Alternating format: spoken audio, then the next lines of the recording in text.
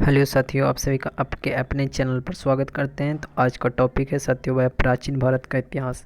तो प्राचीन भारत के इतिहास के मेन पॉइंट है जो वे इसके बारे में आपको बताएंगे। तो चलिए देखते हैं।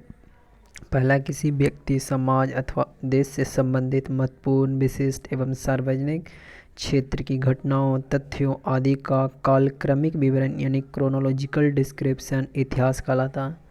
अगला पॉइंट है कि इतिहास के पिता, फादर ऑफ हिस्ट्री किसे कहा जाता है? तो हेरोडोटस को, यानी हेरोडोटस को कहा जाता है। अगला पॉइंट है प्राचीन भारत के इतिहास से संबंधित प्रथम वास्तविक पुस्तक किसे माना जाता है? तो राजतरंगिणी को। उत्कीर्ण चिन्ह वाले प्राचीनतम सिक्के क्या कहलाते हैं? आहा सिक्के यानी पंच मार्क कॉइन। सिक्कों के अध्ययन को मुद्रा शास्त्र कहा जाता है। हालात में भारत में प्रागैतिहासिक खोज प्रारंभ करने का श्रेय किसे दिया जाता है? डॉक्टर प्राइमराज को। अगला पॉइंट है साथियों, भारतीय प्रागैतिहासिक अध्ययन से संबंधित प्री हिस्टोरिक इंडिया किसकी कृति है? तो स्टुअर्ट पिगट की।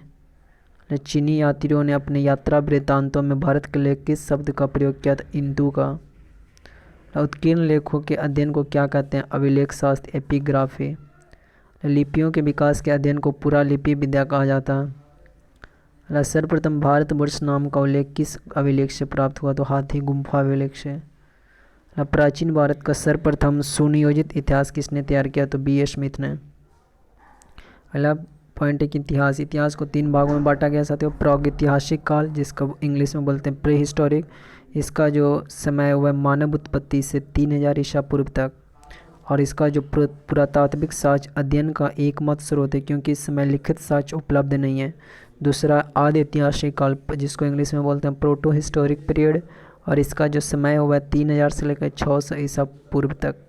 और लिखित साक्ष्य उपलब्ध है लेकिन क्या अपठनीय है। ऐतिहासिक काल, जिसको बोलते हैं हिस्टोरिकल पीरियड, जो 600 ईसा पूर्व से आ गया है। इसमें पुरातात्विक एवं साहित्य दोनों प्रकार के साक्ष्य उपलब्ध हैं। अगला पॉइंट है साथियों, प्राचीन भारतीय इतिहास को जानने के लिए किन स्रोतों का प्रयोग किया जाता है? तो धार्मिक ग्रंथ, ऐतिहासिक ग्रंथ, पुरातात्विक साक्ष्य तथा विदेशी विवरण। अगला पॉइंट, ब्राह्मी लिपि। ब्राह्मी लिपि को सर्वप्रथम किस विद्वान ने पढ़ा था? जेम्स प्रिंसेप ने 1837 ईस्वी में। अगला पॉइंट, भारत के प्राचीनतम ग्रंथ वेदों का संकलनकर्ता किसे माना जाता है? तो महर्षि कृष्ण द्रौपदीपायन वेदव्यास को। अगला पॉइंट है पौराणिक मान्यता के अनुसार भारत के प्राचीनतम राजा कौन थे? तो वैवस्वत मनु। अगला वायु पुराण में किस वंश का उल्लेख है? तो गुप्त वंश का। कौटिल्य के अर्थशास्त्र से किस वंश के इतिहास की जानकारी मिलती है? तो मौर्य वंश का। अगला पॉइंट है वो जैन धर्म का प्रारंभिक इतिहास किस ग्रंथ से प्राप्त होता है? तो कल्पसूत्र से। अगला पॉइंट है साथ भारतीय पुरातत्व सर्वेक्षण archaeological survey of India Sanskrit मंत्रालय के अंतर्गत एक संलग्न संगठन है। चलिए साथ आगे पॉइंट देखते हैं। ये सारे पॉइंट आपके लिए एग्जाम इंपॉर्टेंट रहेगा। पहला कि मत्स्य पुराण किस वंश से संबंधित है? तो आंध्र सातवाहन वंश से। विष्णु पुराण किस वंश से संबंधित ग्रंथ है? तो मौर्य वंश से। खरोष्ठी लिपि लिखी किस प्रकार लिखी जाती है? तो दाएं से बाएं ओर। नारद स्मृति से किस वंश के विषय में जानकारी मिलती है? तो गुप्त वंश में। स्मृति ग्रंथों में सबसे प्राचीन एवं प्रामाणिक पुस्तक कौन सी है? तो मनुस्मृति। शुंग काल का मानक ग्रंथ किसे कहा जाता है? तो मनुस्मृति को। स्त्री को पुरुष की अर्धांगिनी किस ग्रंथ में कहा गया? तो शतपथ ब्राह्मण में। अगला पॉइंट, महाभारत का प्रारंभिक उल्लेख अश्वलायन गृह सूत्र में मिलता है। प्रारंभ में इसमें मात्र 88-1600 श्लोक थे और इसका नाम जय संहिता था। कुछ समय पश्चात यह बढ़कर 24,000 श्लोक हो गया और भारत नाम से प्रसिद्ध हुआ। अंत में 1,00,000 श्लोक होने के कारण इसे सहस्री संहिता या महाभारत कहा जाने लगा। अगला पॉइंट है कि पुरालेख विद्या से क्या अभिप्राय है? तो शिलालेखों का अध्ययन। अगला पॉइंट है पुरावशेष का महानतम अन्वेषक किसे माना जाता है? डार्विन को। इबन बतूता का यात्रा वृत्तांत किस नाम से प्रसिद्ध है? तो रेहला। हिंसोंग ने किस विश्वविद्यालय में बौद्ध धर्म का अध्ययन किया? नालंदा विश्वविद्यालय में। अगला पॉइंट, प्रथम प्रमुख अभिलेख एवं शासक। अभिलेख हुआ हाथी गुम्फा अभिलेख, इसके शासक थे कलिंग नरेश खारवेल। एहोल अभिलेख, इसका जो शासक है पुलकेशिन द्वितीय। नासिक अभिलेख गौतमी बलश्री। जूनागढ़ अभिलेख, इसका जो शासक है रुद्रदामन। प्रयाग स्तंभ अभिलेख समुद्रगुप्त। मंदसौर अभिलेख मालवा नरेश यशोवर्मन। ग्वालियर अभिलेख प्रतिहार नरेश भोज। देवपाड़ा अभिलेख बंगाल शासक विजय सेन। भित्री एवं जूनागढ़ अभिलेख स्कंदगुप्त। अगला पॉइंट है साथियों, बौद्ध स्तंभ लेख से किसकी जानकारी मिली है? तो यह तो शुंग काल की। हिंसक ने अपनी यात्रा वृत्तांत का वर्णन किस पुस्तक में किया है? तो सी यू की। अरबी भाषा की पुस्तक किताब उल हिंद की रचना किसने की थी? तो अल-बरूनी ने। मोरक्को का यात्री इब्न बतूता भारत में मोहम्मद बिन तुगलक के दरबार में आया था, तो तुगलक ने उसे दिल्ली का काजी नियुक्त किया था। अगला पॉइंट, मार्को पोलो द्वारा किस राज्य की यात्रा का उल्लेख मिलता है? तो पांड्य राज्य की। पतंजलि के महावाष्य से किस वंश के इतिहास का पता चलता है? तो शुंग वंश का। आगे पॉइंट जाते चीनी यात्रियों और चीनी लेखकों का वर्णन। पहला फान, इसका जो समय था आने का वह 399 से लेकर 414 ईस्वी। इसमें भारत दशा का विवरण था। रचनाएं इसका, यह प्रथम चीनी यात्री था जिसने चंद्रगुप्त द्वितीय विक्रमादित्य के समय भारत की यात्रा की थी। इसने गुप्त काल में वस्तु विनिमय का माध्यम कौड़ियाँ तथा चंद्रगुप्त मौर्य के राजप्रसाद राजमहल को देव निर्मित बताया। हिंसोंग का जो कार्यकाल था समय आने का 629 से लेकर 645 ईस्वी में। इसमें CUK यानी पश्चात संसार का लेख। हिंसोंग सम्राट हर्षवर्धन के समय भारत आया। इसने हर्ष को शिलादित्य की उपाधि से विभूषित किया। इस यात्रियों का राजकुमार शाक्यमुनि नीति का पंडित कहा जाता है हिंसोंग को। इत सिंह जो आया था 673 से लेकर 675 ईस्वी में। इसमें प्रसिद्ध बौद्ध भिक्षुओं की आत्मकथाएं हैं।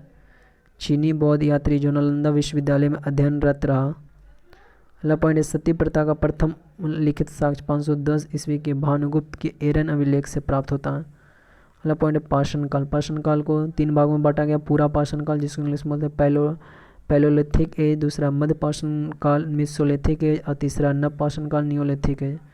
पूरा पाषाण काल को 26 लाख से 9000 ईसा पूर्व तक है। और फिर मध्य पाषाण काल 9000 ईसा पूर्व से लेकर 4000 ईसा पूर्व और नव पाषाण काल 4000 से लेकर 2500 ईसा पूर्व। अब देखिए साथियों, इसको फिर से विभक्त किया है। पूरा पाषाण को निम्न पूरा पाषाण जो फिर मध्य पूरा पाषाण और उच्च पूरा पाषाण में विभक्त किया है। तो निम्न पूरा पाषाण का काल है 26 लाख से 50,000 ईसा पूर्व। मध्य पूरा पाषाण काल है 50,000 से 40,000 ईसा पूर्व और उच्च पूरा पाषाण का काल है 40,000 ईसा पूर्व से लेकर 9,000 ईसा पूर्व तक। तो अगला पॉइंट है, पाषाण युगीय अनुसंधान आरंभ करने का श्रेय किसे दिया जाता है? तो रॉबर्ट ब्रूसफुट को। मतलब मानव इतिहास का प्रारंभिक काल क्या कहलाता था? तो पूरा पाषाण काल। मतलब प्राचीन भारत के औजार और अस्त्र शस्त्र बनाने के लिए निवासी किस पदार्थ का प्रयोग करते थे? तो पत्थर का। मतलब प्राचीन भारतीय भौगोलिक मान्यता के अनुसार भारतवर्ष किस द्वीप का खंड था? तो जम्बू द्वीप का। सर्वप्रथम मानव सदृश प्राणी जो होमो सेपियंस से प्रजातियाँ भिन्न रूप से भिन्न था, उसे समानता किस रूप में जाना जाता है? तो पिथैकेंथोप्रस के रूप में। मतलब भारत में मानव के सर्वप्रथम साक्ष्य कहाँ से प्राप्त हुए? तो हथनौर और नर्मदा घाटी से। मतलब पाषाण संस्कृति से लेकर हड़प्पा सभ्यता तक के संस्कृति अवशेष किस पुरास्थल से प्राप्त हुए? तो मेहरगढ़ से। अगला पॉइंट है, जूते खेत का साक्ष्य किस पुरातात्विक स्थल से प्राप्त हुआ? तो कालीबंगा से। अगला पॉइंट है कि बृहद पाषाण स्मारकों की पहचान किस रूप में की गई? तो मृतकों को दफनाने के स्थान के रूप में। मतलब प्राचीनतम स्थायी जीवन के प्रमाण कहाँ से प्राप्त हुए? तो मेहरगढ़ से। अगला, मनुष्य ने सर्वप्रथम किस धातु का प्रयोग किया था? तांबा। प्रस्तर युग स्टोन एज के लोगों के पास प्रथम घरेलू पशु कौन सा था? तो कुत्ता। अगला पॉइंट, उत्खनित प्रमाणों के अनुसार पशुपालन का प्रारंभ किस काल से माना जाता है? तो मध्य पाषाण काल से। मध्य पाषाण काल में पशुपालन के प्राचीनतम साक्ष्य कहाँ से मिले? तो आदमगढ़ से। अगला पॉइंट, ये सारे पॉइंट आपको याद रखना। मानव द्वारा खाद्यान्नों की कृषि सर्वप्रथम किस काल में प्रारंभ हुई थी? तो नवपाषाण काल में। मानव द्वारा प्रयोग में लाया जाने वाला प्रथम अनाज कौन सा था? तो जौ। चाकोलिथिक युग जिसको इंग्लिश में बोलते हैं चालकोलिथिक एज को किस नाम से जाना जाता है? ताम्र पाषाण युग से। अगला पॉइंट है साथ इनाम गांव जो राज्य महाराष्ट्र में, इसमें कच्ची मिट्टी के मकान एवं गोलाकार गड्ढे वाले मकान के साक्ष्य मिले हैं। दायमाबाद महाराष्ट्र में, इसमें कलश सावधान तथा कलश को घर के फर्श के नीचे रखने का प्रमाण। सबसे बड़ा ताम्र पाषाणिक स्थल है नर्मदा टोली महाराष्ट्र में, इसका उत्खनन HD संकालिया द्वारा चित्रित काले मृदवांड के प्रमाण मिले हैं। नेवासा महाराष्ट्र में, इसमें पटसन का प्रथम साक्ष्य और लाल तल पर काली डिजाइन वाले चौक निर्मित बर्तनों के प्रमाण।